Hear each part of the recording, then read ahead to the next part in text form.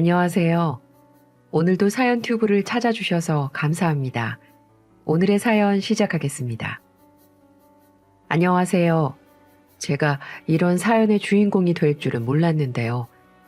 저는 현재 이혼 절차를 밟고 있는 여성입니다. 남들만큼은 행복하고 예쁜 신혼생활을 할 줄 알았는데 제 소망이 무참히 깨지는 일들을 겪고 말았는데요. 제가 이러고 있을 줄을 누가 상상이나 했을까요? 제가 이런 결정을 하게 된 데에는 계기가 하나 있는데 바로 그 이야기를 사연으로 보내볼까 생각하다가 이렇게 보내게 됐습니다. 저는 얼마 전까지만 해도 결혼 2년 차인 신혼부부였습니다. 저와 남편은 같은 기업의 생산직 사원인데요. 이름만 대면 다들 아는 꽤나 큰 대기업이죠. 반도체 생산하는 일을 하면서 만나게 되었고 매일 부대끼고 하다 보니 정이 들어서 연애를 시작하게 되었습니다. 연애 때는 정말 다정한 사람이었어요. 말 한마디를 해도 정겹게 하는 사람이었고 사람을 웃게 해주는 묘한 매력이 있는 남자였어요. 언제나 제가 1순위였고 제 일이라면 열일 다 제치고 달려오는 사람이었으며 이런 모습이 영원할 줄 알고 저는 이 사람과의 결혼을 결심하게 되었습니다. 그땐 참 순수했던 것 같네요. 하지만 연애는 이상, 결혼은 현실이라고 했던가요? 결혼을 한 순간부터 한 달 만에 남편의 실체를 알기 시작하면서 결혼을 후회하게 되었습니다. 세상에 어떻게 이런 이기적인 사람이 있을 수가 있는지 말 그대로 자기밖에 모르는 사람이었습니다. 저희는 결혼 이후에도 맞벌이를 하면서 같이 출퇴근을 했는데요. 회사에서 일하고 퇴근하면 둘 다 똑같이 피곤한 거 아니겠어요? 그런데 본인은 피곤해 죽겠다면서 집에 오기만 하면 대자로 드러누워서 손 하나 꿈쩍을 안 하더라고요. 그럴 때마다 저는 그 얄미운 인간을 발로 퍽퍽 차면서 당장 일어나! 빨리 일어나지 못해? 라고 소리를 지를 때가 많았고 귀찮은 표정으로 꼼지락거리며 집안일을 돕는 둥 마는 둥 하곤 했습니다. 제가 은근히 짜증났던 것 중에 하나는 남편은 자기 물건에는 굉장히 집착을 하면서 제 물건에는 당연히 써도 되는 걸로 생각하는 거였죠. 부부 사이에 사실 네 거 내 거가 어딨나요? 근데 음식부터 시작해서 기초 화장품, 수건 같은 사소한 것도 본인 걸 나눠놓고는 건들기만 하면 영역 침범 당한 동물처럼 난리를 치더라고요. 제 물건은 아무렇지도 않게 자기 걸로 착각하면서 쓰면서 말이죠. 차도 그 당시에는 각자 있었는데 같이 어딜 가면 본인 차는 죽어도 안 쓰고 제 차만 타는 겁니다. 이유가 뭔지 아시나요? 자기 차는 새로 산 지 얼마 안 돼서 키로수가 늘어난다고 싫다네요. 정말 어처구니 없지 않으신가요? 이런 작은 일이 반복되면서 저는 점점 스트레스를 받게 되었습니다. 그런데 본인에게만 적용되는 그 이기적인 사고방식은 돈 문제로 다가올 때 이 못된 성격이 더 극명하게 드러났죠. 남편과 같이 쇼핑을 갈 때면 제가 뭐 작은 거라도 하나 사려고 하면 에이 별론데? 그거 없으면 죽어? 집에 비슷한 거 있을걸? 하고 절대 못 사게 하면서 본인은 등산복이며 골프용품, 전자기기 등을 온갖 이유를 대면서 사대곤 했습니다. 그리고 꼭 외식을 할 때면 무조건 자기가 먹고 싶은 거 위주로만 고르는 게 습관이었죠. 연애 때는 하늘의 별도 따다 줄 것처럼 하더니 이거 사기 결혼 아닌가요? 제가 삼겹살이 먹고 싶다고 하면 안 땡긴다면서 회 먹자고 하고 제가 회를 먹자고 하면 오늘 고기가 먹고 싶다면서 삼겹살 먹자고 하고 이건 뭐 사람을 놀리는 건지 이런 것 때문에 서로 싸우는 일이 점점 많아졌습니다. 또 기억나는 사건이 하나 있는데요. 저와 남편은 둘 다 외향적인 성격이라 친구랑 노는 걸 좋아했습니다. 신혼 초반에 친구들이 신혼집을 구경하고 싶다고 해서 남편에게 친구들을 초대해도 되냐고 물었던 적이 있었죠. 그런데 남편이 하는 말이 집도 더러워지고 시끄러워서 절대 안 돼. 라면서 극구 반대를 하더라고요. 그래서 저는 친구들에게 미안하다고 말하며 다음에 놀러 오라고 말을 했었는데 얼마 후 얼마나 황당한 일이 벌어진 줄 아시나요? 제가 야근을 하느라 남편이 조금 더 일찍 퇴근을 한 날이었는데 이게 웬걸? 퇴근하고 집으로 갔더니 집에 들어가기도 전부터 안이 시끌벅적한 거예요. 문을 벌컥 열어보니 세상에나 언제부터 마셔댔는지 거실에 온갖 술병들이 나뒹굴어져 있고 남자 5명이서 노래를 부르며 술판을 벌이고 난리 부르스를 치고 있더라고요. 재수씨, 안녕하세요. 결혼하고 처음이죠? 아, 여전히 미인이시네요. 오늘 상규 이놈이 집들이 한다면서 초대하길래 왔는데, 이야, 집 너무 좋은데요? 네? 아, 안녕하세요. 여보, 왔어? 어서 와. 이놈들이 당신 언제 오냐고 난리야. 먼저 가서 편의점에서 술 좀 사와. 맥주 5병이랑 소주 3병만 사다 줘. 우리가 흥을 깨기 싫어서 말이야. 남편이 이렇게 말을 하면서 심부름을 시키는데 속에서 천불이 나는 줄 알았습니다. 하지만 전 참을 수밖에 없었어요. 오랜만에 고향 친구들이 모였다고 하는데 그 자리에서 제가 분위기를 깨면 다른 분들이 난처할 것 같았거든요. 그래서 속으로 너 이따가 두고 봐. 죽었어. 라고 말을 하고 편의점에 가서 술을 사다 가져다 준 적이 있습니다. 근데 거기서 끝이 아니었어요. 이제는 제게 해장한다면서 라면까지 끓여 바치라는 겁니다. 여보, 애들 시간 늦어서 라면 먹고 다들 간대. 그러니까 가서 라면 5봉지만 끓여줘. 휴, 저는 또 시키는 대로 했네요. 라면 면발에 화풀이 하면서 계란을 팍팍 섞으면서 말이죠. 끓여주니 세상 맛있게들 먹더라고요. 돼지같이 먹는 남편의 모습을 보니 얼마나 얄밉던지 저는 그 모습이 꼴보기 싫어 안방에 들어가 버렸습니다. 그리고 30분 후 남편 친구들은 밤 12시가 다 돼서야 집을 나서더군요. 안방에서 거실을 나와보니 집은 완전 난장판이 되어 있었고 인사불성 술이 취한 남편은 곧장 씻지도 않고 안방 침대로 가 잠을 자려고 하더라고요. 전 그 모습이 너무 짜증나서 남편의 뒤통수를 때려버렸습니다. 당신 지금 나랑 장난해? 이게 지금 뭐 하는 행동이야? 내가 친구들 초대해도 되냐고 물어보니까 시끄러워서 안 된다며? 근데 왜 내 허락도 없이 당신 친구들을 집으로 초대하는 건데 여기가 당신 집이야? 당신 혼자 사는 거냐고. 나 야근해서 피곤하다는 생각은 안 했어? 진짜 해도 해도 너무한다. 그것도 모자라 술 사오라고 시키고 라면까지 시켜? 내가 네 마누라야 식모야. 아, 진짜 별것도 아닌 것 가지고 화를 낸다. 남편이 친구들 불러 술 좀 먹은 것 가지고. 알았어. 그럼 당신도 지금 친구들 불러. 내가 허락해 준다 오늘은. 이렇게 말하면서 침대에 누워 코를 골며 잠을 자버리는 겁니다. 지금 시간 12시가 넘어가는데 이 시간에 제 친구들을 초대해서 놀라뇨. 정말 이기주의 끝판왕 아닌가요? 정말 본인은 되고 남은 안 된다는 그 사고방식 어디서 배워먹은 건가 싶었는데 이 남편의 방식은 괜히 생긴 게 아니었습니다. 그 발단의 원인은 바로 시댁이었어요. 시댁은 그야말로 기생충 그 자체더라고요. 아들한테 하나부터 10까지 빌부터 먹으려고 하는 꼴이 딱 핏바라먹는 거머리 그 자체였죠. 시어머니는 저와 남편이 결혼하자마자 너희 둘 다 대기업이니까 이제 좀 살만하겠네 하면서 마트에서 카운터 보는 일을 그만둬 버리고는 본인 인생을 즐기기 시작했어요. 평소 배워보고 싶었다며 온갖 꽃꽂이, 에어로빅으로 시작된 온갖 취미생활 비용은 물론이고 일주일에 한두 번은 여행에 가야겠다며 당당하게 그 비용을 요구하기 시작했습니다.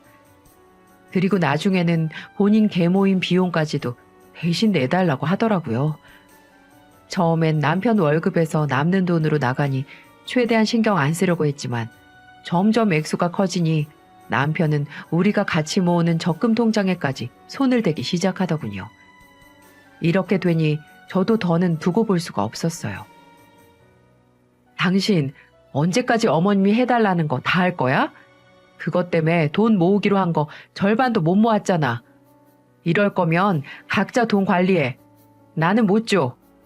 당신 월급으로 어머니 돈을 주든 뒤치다꺼리를 하든 알아서 하라고. 뭐? 당신 말 다 했어? 당신 그것도 이해 못해? 내내 굳은 일 하시다가 이제 좀 인생 즐겨보고 싶어 하신다는데 그걸 못 도와주면 아들도 아니지. 내가 돈이 없는 것도 아니고. 이게 네 돈이야? 결혼했으니까 우리 돈이지. 왜 우리 친정에는 돈 한 푼 안 주면서 시댁에만 갖다 바치는데 너무 불공평한 거 아니야? 그거야. 친정 이야기가 나오니까 할 말은 없는가 보더라고요. 친정에서는 돈 한 푼 달라는 소리 하신 적이 없거든요. 결국은 앞으로는 좀 자제하겠다고 약속하고는 넘어갔습니다. 한편 시어머니는 한참을 온갖 즐길 거 다 즐기고 나더니 이제는 그런 것들이 다 질린 것 같았습니다.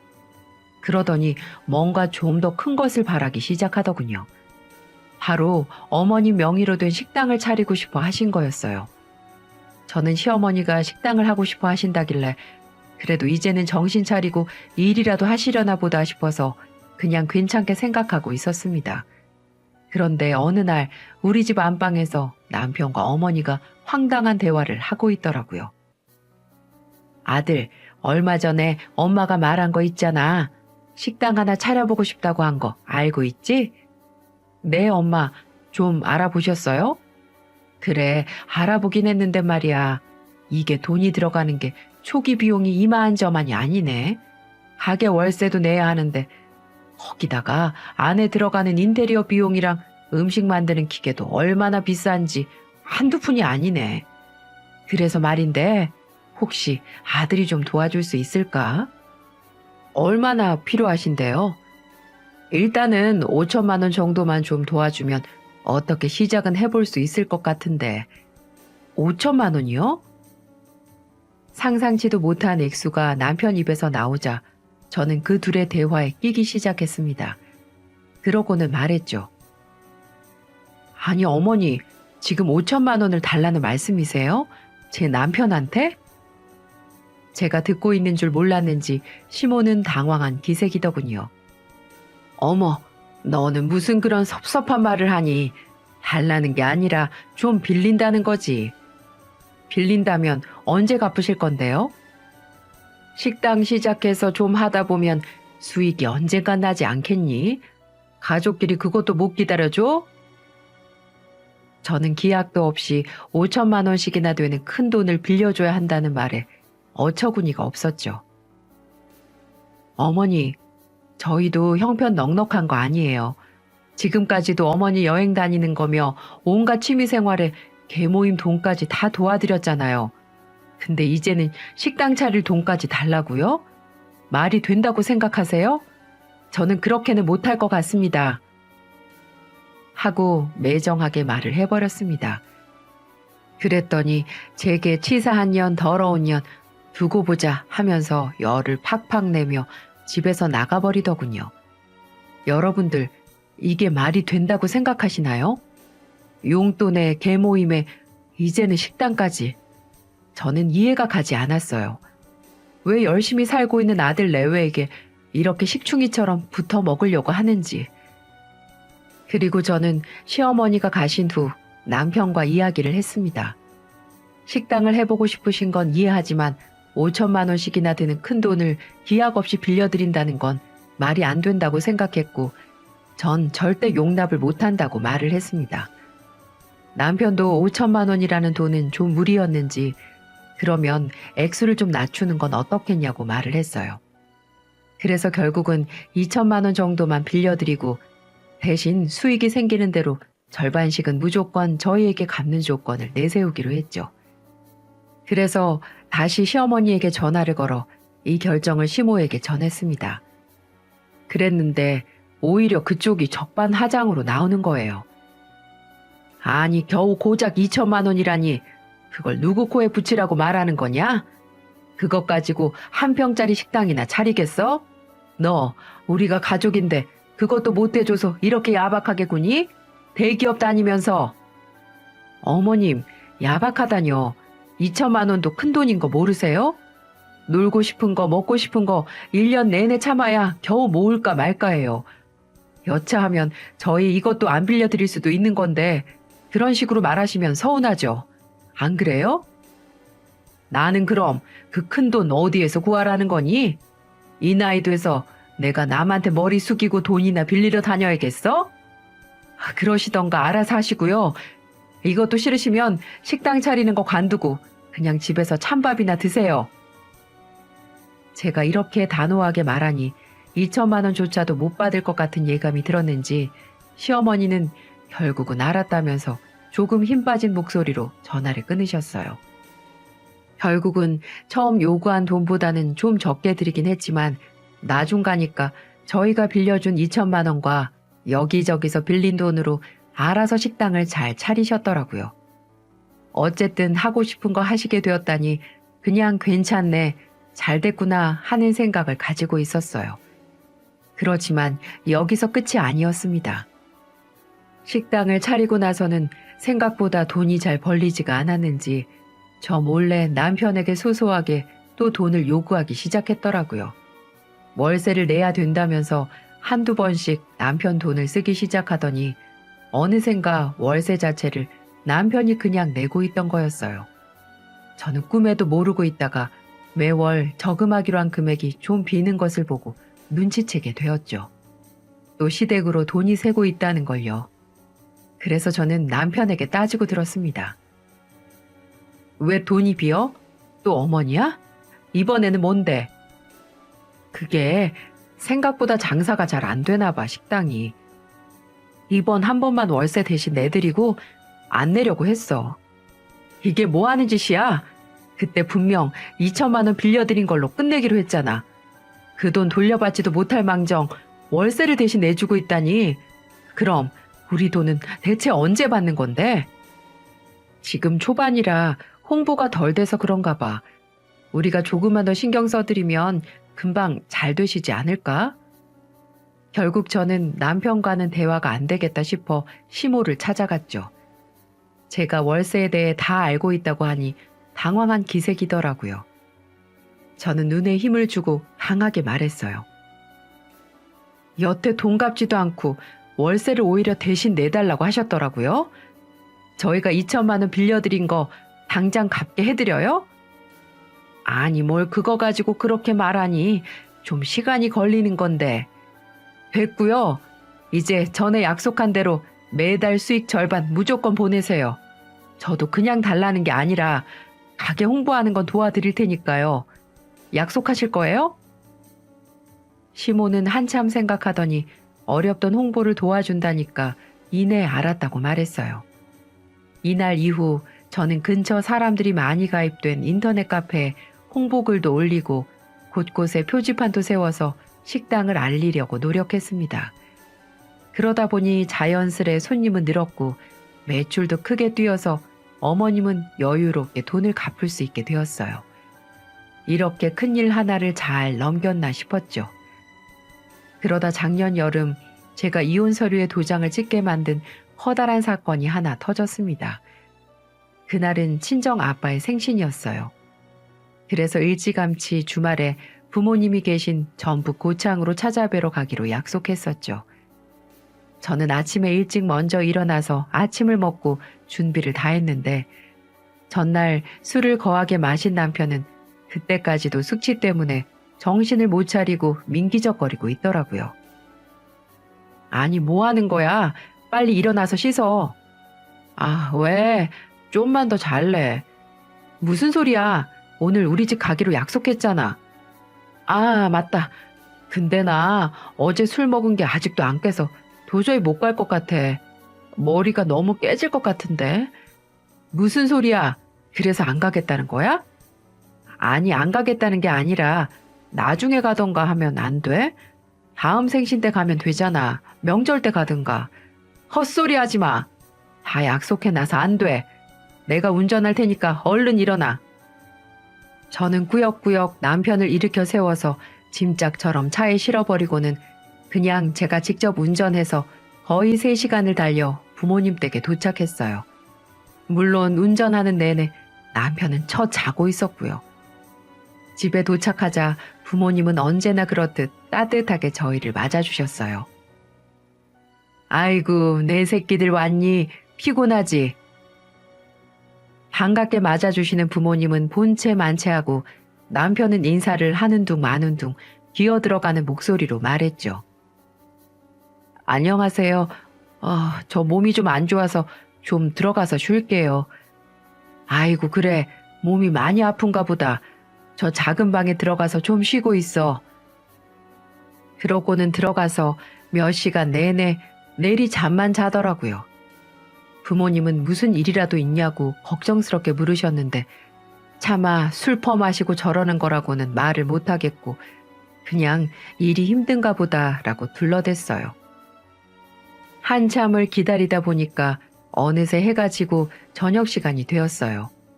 이제 슬슬 저녁 준비를 해야 되다 보니 엄마가 남편을 깨우러 방 안에 들어가셨죠.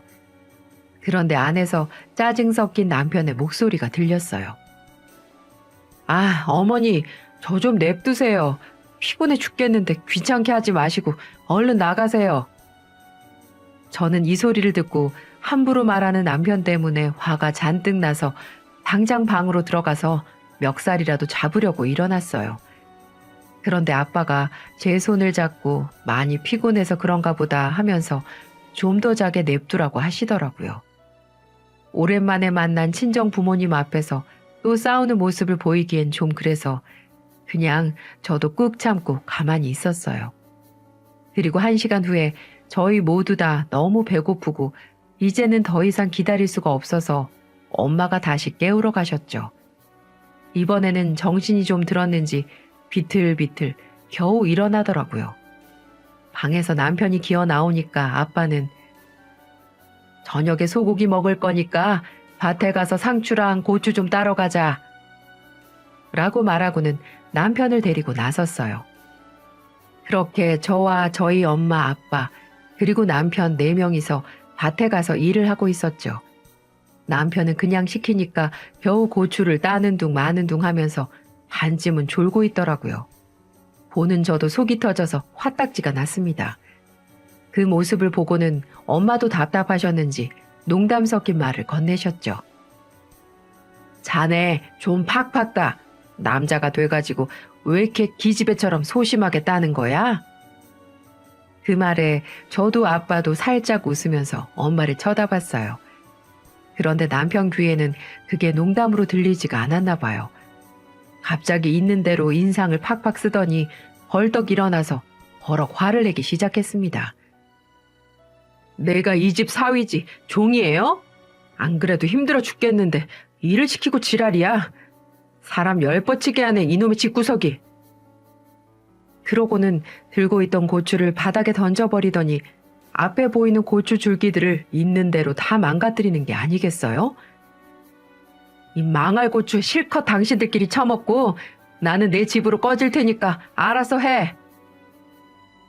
남편의 미친 짓거리에 곱게 키운 고추가 다 망가지니 부모님은 어쩔 줄 몰라서 당황하셨고 저는 뭐 하는 짓이야 하면서 남편 손목을 붙잡고 제지했어요. 그런 저를 바닥에 휙 내팽겨치더니 혼자 분을 못 이겨서 씩씩거리다가 우리가 수확해 놓은 고추 바구니도 발로 퍽 차고는 휙 돌아서 나가버리더라고요. 그러고는 혼자 차를 타고 수원으로 올라가 버렸어요. 남편이 떠나고 난장판이 된 고추밭을 보면서 저희 가족들은 다 멘털이 나가 한참 동안 아무 말도 못했어요. 아니 어떻게 사위라는 사람이 장인 생일에 이런 일을 벌일 수가 있나요? 부모님은 충격받아서 저를 붙잡고 물었습니다. 원래 저런 사람이었니? 어쩜 저렇게 갑자기? 아유, 내가 괜한 말을 해서. 엄마는 자책하면서 애써 망가진 밭을 수습하려고 애쓰셨고 아빠는 얼굴이 시뻘개져서는 내가 이놈을 가만 안 두겠다면서 씩씩거리고 계시더라고요. 저는 너무 열이 받아서 가만히 있을 수 없었어요. 엄마, 아빠, 죄송하지만 먼저 갈게요. 저 자식 참교육 좀 시켜줘야겠어요. 저는 눈에 불을 켜고 최대한 빨리 수원으로 돌아가는 버스를 찾아 타고 올라갔어요. 올라가면서 남편한테 전화해서 어디냐고 물으니까 시모 목소리와 함께 술 먹고 있는 소리가 들리더라고요. 시모가 운영하는 식당에서 또 술 마시면서 제 욕을 하고 있을 게 불보듯 뻔했습니다. 그래서 미친 듯이 그쪽으로 달려갔어요. 시어머니 식당 문을 딸랑하고 열고 들어가니 시어머니와 남편이 마주 앉아 있더라고요. 그러다 저를 발견한 시어머니는 벌떡 일어나 목소리를 높여서 저에게 잔소리를 퍼붓기 시작했죠. 시골에 처박혀 있는 천한 집구석 주제에 왜 귀한 내 아들 일을 시켜 먹어? 내 아들이 니네 집 노예라도 되냐? 천한 집구석이요? 노예? 아니 술 처먹고 처 자고 있는 사람 깨워서 저녁 준비 같이 하자고 고추 좀 따자고 한 게 그렇게 심한 일이에요? 그래, 사람이 힘들다는데 왜 굳이 일을 시키고 난리야? 그거 하나 직접 준비 못해서 시킨 거 아니야?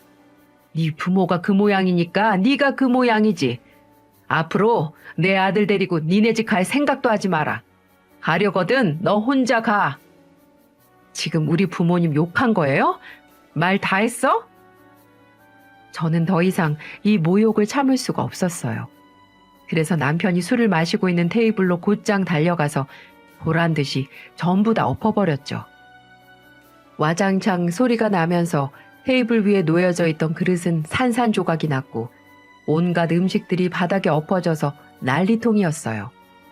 그리고 황당한 표정으로 저를 바라보는 시어머니를 향해서 제가 한마디 했죠. 우리 집 구석이 천하다고? 니녀는 얼마나 천하면 쥐꼬리만한 식당 하면서 유세나 떨어? 그것도 우리 돈으로 차린 주제에. 여태 가만히 듣고만 있던 남편은 자기 부모 욕하는 건 못 참겠는지 제 말이 끝나자마자 벌떡 일어나서 제 귀싸대기를 날리더라고요. 너무 세게 맞아서 헉 소리가 제 귀에 웅웅 울렸어요. 살면서 누구한테도 맞아본 적은 처음이라서 제 반응할 틈도 없이 그대로 반대뺨을 또 한 대 맞아버렸습니다. 그렇게 세 대쯤 맞았을 때 저는 너무 큰 충격에 옆으로 넘어지고 말았죠. 마침 거울에 비친 제 얼굴을 보니까 양쪽 뺨이 벌겋게 부어올랐더라고요. 저는 입술을 꽉 깨물고 남편한테 얘기했어요. 너 지금 나 때린 거지? 잘 됐다. 한번 고소나 먹어봐라. 당장 경찰에 신고할 거니까 어디 가지 말고 여기 가만히 서 있어. 그리고 저는 바로 112에 신고를 했어요. 경찰이죠. 여기 가정폭력으로 신고할 건데 빨리 좀 와주시겠어요? 제가 지금 뺨을 3대 맞았는데 얼마나 더 맞을지 모르겠거든요. 그랬더니 남편은 그제서야 자신이 무슨 짓을 저질렀는지 깨닫고 난감해 하더라고요. 얼마 지나지 않아서 경찰차가 오는 소리가 들렸고 이내 경찰 서너 명이 들어와서 제 얼굴을 보더니 현장 검거로 남편의 손에 수갑을 채우고 끌고 갔어요. 그리고 저도 함께 경찰차를 타고 가서 진술을 했죠. 경찰서에 도착한 후 제 옆에서 남편과 시어머니가 억울하다면서 온갖 항변을 다 하고 있었지만 누가 봐도 저는 남편에게 맞은 여자였기 때문에 그들의 말을 들어주는 경찰은 없었습니다. 한참을 억울한 척하던 시모와 남편은 얼마 지나지 않아 본인들이 불리한 상황이라는 걸 깨닫기 시작했는지 저를 불러내서 합의를 요구하기 시작하더라고요. 예, 너 진짜 네 남편 전과자로 만들 셈이니? 다시 한번 생각해봐. 아니 남편이 화나서 아내 한번 때린 거 가지고 이렇게 경찰서까지 올 일이니? 합의? 합의라는 말이 나와요 지금? 하나도 미안해하는 기색도 없는데 내가 뭐하러 합의를 해줘요? 그래도 네 남편이잖아. 너 전과자 아내 되고 싶어서 환장했니? 그놈의 남편 이런 남편을 둔 내 잘못이다 싶었죠. 저는 이제 이 지긋지긋한 결혼 생활을 마무리 지어야겠다 싶어 눈에 힘을 주고 한마디 했어요. 남편이요? 그래요, 남편이었죠. 근데 이제부터는 아니에요. 그렇게 귀한 아들, 천한 집 자식인 제가 놔드릴 테니까 다시 가져가세요. 그리고 더 귀한 집 자식이랑 결혼시키면 되시겠네요. 그랬더니 시어머니랑 남편이 둘 다 놀란 눈으로 저를 쳐다보더라고요. 그러고는 갑자기 남편이 제 손을 잡고 말했어요. 아, 뭐야, 그게 무슨 소리야? 지금 나랑 이혼하겠다는 말이야? 고작 이런 일로? 고작 이런 일? 양심이라는 게 있니 너는?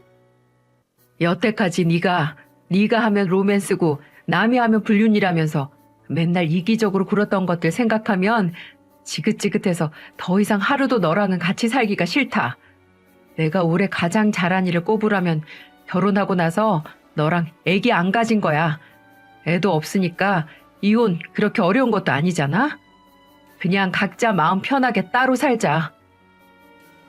그러자 시어머니는 뒷목을 잡고 앓는 소리를 하더라고요. 아이고, 내가 살다 이런 꼴을 다 보네. 어디서 이런 게 굴러 들어와서 내 아들을 이혼남을 만들어? 그래서 저는 시모를 똑바로 쳐다보고 말했어요. 그래요. 고작 이런 일로 이혼남 되게 생겼으니까 그 귀한 아들 이혼남으로 평생 사는 거 싫으면 이제 재혼남이라도 되게 만들어 보시던가. 근데 그딴 인성으로는 그것도 쉽지 않을걸요? 어디 한번 잘해보세요. 저는 그렇게 말하고 그대로 경찰서 문을 열고 그 둘을 남겨둔 채 떠났습니다. 속이 다 후련하더라고요. 이렇게 진작 이혼하고 살면 마음이 편할 걸 왜 그렇게 살았나 모르겠어요. 이후 저희가 이혼 소송을 진행 중이라는 이야기는 회사 전체에 생각보다 빨리 퍼졌습니다. 많은 사람들이 저에게 도대체 어떻게 된 일이냐며 물었죠. 저는 가만히 있을 순 없어서 남편의 실체를 회사에 밝혀야겠다고 생각했어요. 그래서 여태껏 제가 모아둔 남편의 망언이 담긴 카톡들을 다 캡처해서 회사 단톡방에 뿌려버렸죠. 그동안 남편은 저에게 입버릇처럼 온 회사 사람들 험담과 성희롱까지 해왔기 때문에 단톡방 내 모든 사람들은 경악할 수밖에 없었습니다. 옆 부서 부장 외모 평가부터 새로운 대리 옷차림 욕까지 가지각색이었죠. 그것까지 다 공개되고 나니 남편은 더 이상 회사에서 아무도 상종하지 않는 천하의 개 쓰레기가 되어 있었습니다. 결국 저를 때린 벌로는 감옥까지 가길 바랐지만 안타깝게도 초범이라 그렇게까지는 되지 않고 벌금 200만 원으로 끝나게 되었어요. 하지만 회사에서 다시는 얼굴 못 들고 다니게 되었으니까 그 정도면 저로서는 꽤 통쾌한 마무리였죠. 그리고 어제 저와 친한 회사 동료가 와서 남편이 사직서를 들고 사장실로 가는 걸 봤다고 하더라고요. 이 정도면 꽤 괜찮은 마무리다 싶네요. 2월인 지금은 이혼 절차가 거의 마무리된 상태인데요. 정말 다행히도 남편과 저 사이에 아이가 없어서 빨리 진행할 수 있었어요. 우리는 재산을 그냥 딱 반반으로 나누고 깔끔하게 이혼하기로 했습니다. 위자료를 청구할까 생각도 했지만 더 길게 질질 끌고 싶지가 않더라고요. 그냥 그 인간 벌금 200만 원 먹인 걸로 충분하다 싶었죠. 이제 이혼이 완전히 끝나면 전화번호도 바꾸고 이사도 가려고요. 저는 이제 주말마다 부모님 만나서 같이 밭도 일구고 즐겁게 지내고 있습니다. 이렇게 사니까 마음이 이렇게나 평온하고 행복한데 왜 이걸 여태까지 모르고 살았나 싶네요. 이제 저는 남자 같은 건 쳐다도 안 보고 제가 모은 돈으로 우리 엄마 아빠랑 평생 행복한 싱글 라이프를 즐겨보려고 합니다. 마지막으로 여러분께 한마디 하고 싶습니다. 여러분, 혹시 참고 계신다면 참지 마세요. 참다가 화병 난다는 말 있잖아요. 그리고 참지 않으면 저처럼 진짜 행복이 뭔지 찾게 되기도 한답니다. 그리고 세상 어딘가에는 분명히 지금보다 더 행복할 수 있는 선택지가 있답니다. 그 사실을 꼭 잊지 않으셨으면 좋겠어요. 그럼 제 이야기에 공감해 주시고 들어주셔서 감사합니다. 여러분도 오늘보다 내일 더 행복하게 사시길 바랄게요.